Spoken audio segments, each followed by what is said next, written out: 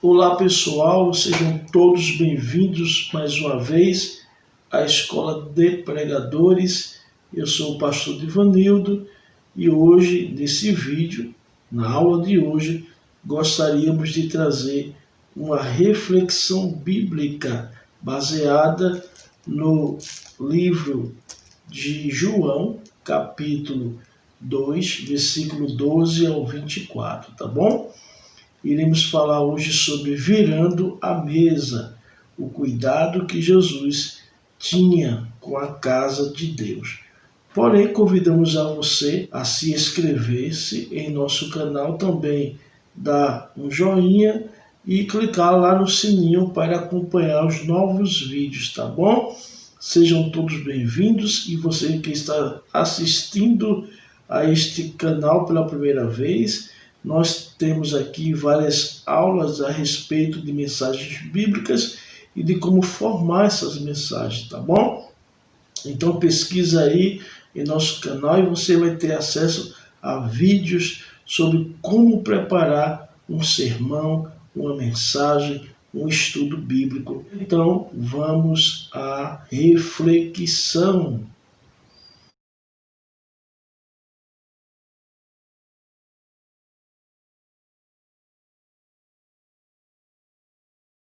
Pois bem, hoje iremos falar sobre virando a mesa. Iremos estudar o livro de João, capítulo 2, versículo 12 ao 24. Nesse texto iremos ver o quanto Jesus se importava e era zeloso pela casa do Senhor. Mas vamos fazer um resgate na história. No Antigo Testamento, nós iremos perceber que nos dias do rei Davi, ele desejou construir um templo para o Senhor. Mas o Senhor não permitiu, porque por ele ser um soldado, um guerreiro, um militante, as suas mãos estavam manchadas de sangue. Mas mesmo assim, Davi não ficou triste e nem desanimado. Preparou todos os materiais do templo e agora colocou na mão do seu sucessor, que seria Salomão, o seu filho. Então, na inauguração do templo, que Salomão fez após 7 anos de construção, o Senhor apareceu a Salomão de noite e disse: se o meu povo, que se chama pelo meu nome, se humilhar, orar, buscar a minha face, se converter dos seus maus caminhos, então eu o ouvirei do céu, perdoarei seus pecados e sararei a sua terra. E meus olhos estarão atentos a este lugar, e meus ouvidos estarão abertos à oração feita neste lugar. Deus estava se referindo à objetividade do templo. Se o povo estivesse sofrendo peste, fome ou guerra, ele teria os olhos atentos à oração que fora efetuada naquele lugar. Lembra de Ana, que estava aflita? Ela orou ao Senhor e Deus lhe concedeu um filho. Lembra de Josafá, quando se viu cercado por 3 nações, 3 povos que queriam pelejar contra ele? Ele reuniu as pessoas no pátio do templo e orou ao Senhor, e na sua oração ele vai citar a resposta que Deus tinha dado a Salomão. Então, entendemos que o templo tinha como objetivo a busca pelo Senhor, a adoração pelo nosso Deus.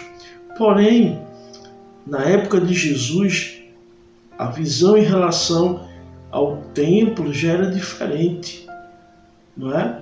Porque as pessoas que vinham ao templo vinham no sentido de granjear, barganhar, vender, fazer negócio, aproveitar-se ali da situação. Esse era o foco da época de Jesus, e o texto vai nos dizer que Jesus estava observando tudo isso, né? Porém entendemos que a casa do Senhor sempre será casa de oração. Quais eram os motivos, ou quais são os motivos que nos conduz à casa do Senhor? Como eu já falei, na época de Jesus, os motivos era a facilidade de barganhar, de vender bois, ovelhas e trocar moedas e outros tipos de comércio que era feito ali no templo, no pátio do templo. E você vai perceber o quanto Jesus será zeloso pela casa de Deus. E nós observamos que as pessoas estavam fazendo do templo do Senhor um bom negócio. Isso em João 2, 14 ao 16.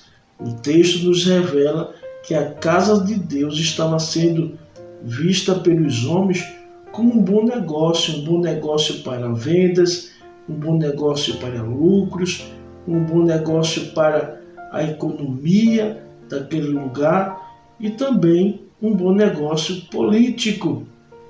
E Jesus vai mostrar que as pessoas, os cambistas, os vendedores de pombos, estavam às mesas trocando moedas. Para eles, a casa de Deus, que era o foco, casa de oração, vai se tornar casa de bons lucros, casa de bons negócios. E nós imaginamos que nos dias de hoje não mudou. Percebam, quando chegam tempos da política, os candidatos que durante 4 anos se afastam das igrejas se aproximam. Por quê?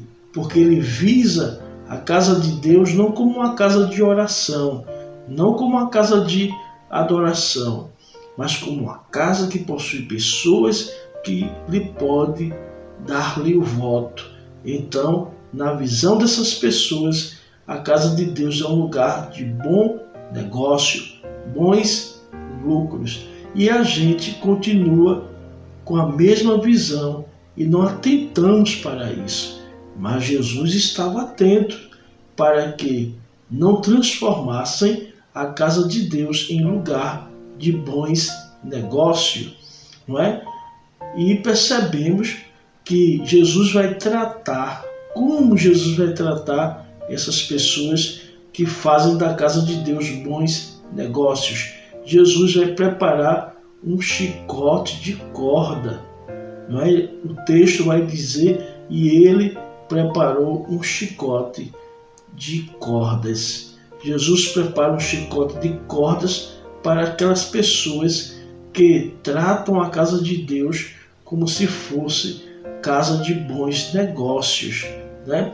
E aquelas pessoas serão expulsos, tanto mercadores como mercadoria serão expulsos. A casa de Deus será limpa, literalmente, serão repreendidos com firmeza. Jesus vai chamar os vendedores de pombos, de pombas, e vai dizer: não façai a casa de Deus casas de negociação, de negócio, de mercado. Não faça da casa do meu Pai casa de mercado.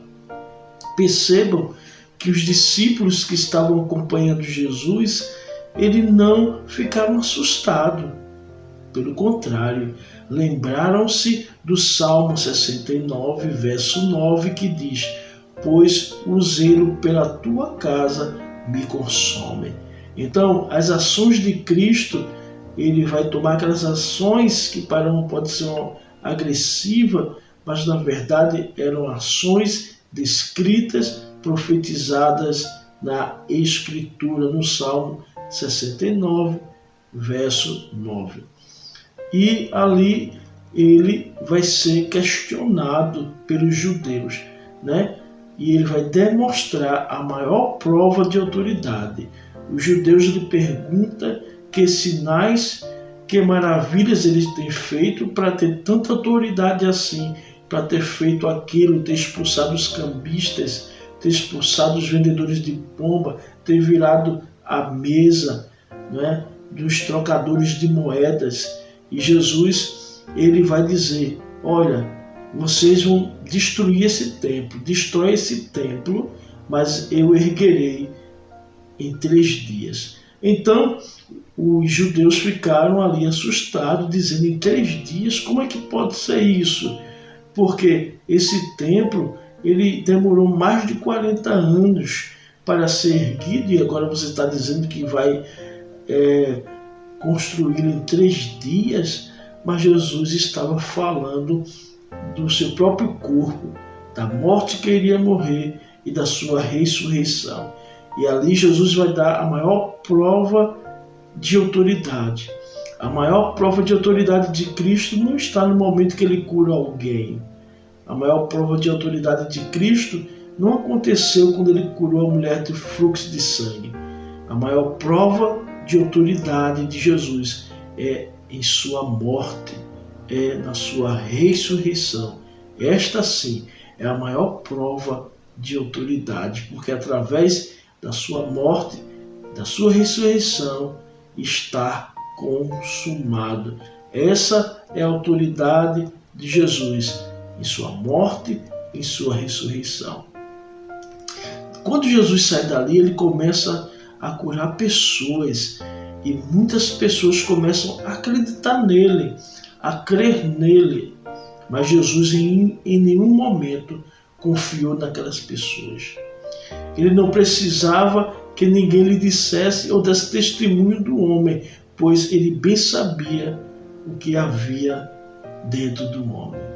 Então, eu concluo essa mensagem dizendo: creiam em Jesus Cristo, mas desconfiem dos homens. Desconfie dos homens que vêm com muitas propagandas enganosas, vêm tentando fazer da casa de Deus casa de comércio. Em Jesus a gente confia, mas nos homens a gente desconfia. Amém? Eu aprendo hoje nessa reflexão que a casa de Deus ainda continua sendo lugar de adoração, lugar de eu derramar a minha alma perante o Senhor, como fez Ana. Eu aprendo também que muitas pessoas estão tentando fazer a casa de Deus casa de negócio.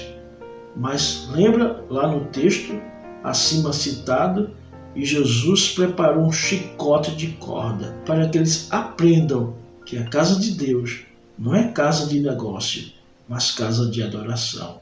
Que Deus abençoe, reflita dessa mensagem, virando a mesa.